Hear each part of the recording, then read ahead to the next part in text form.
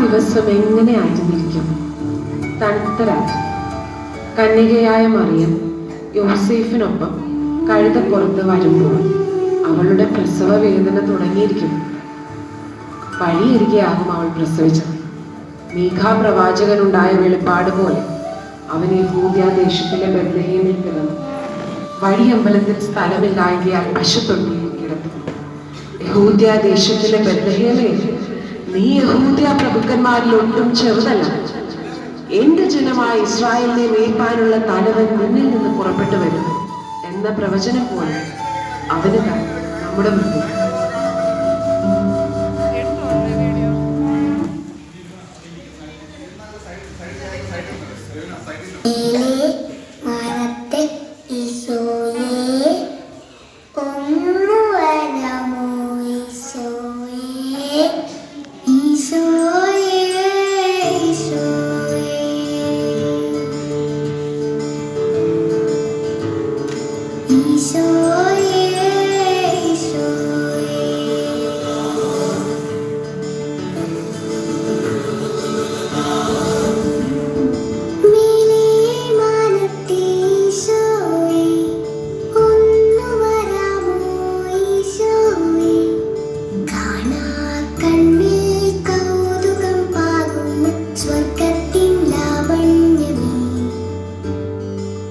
You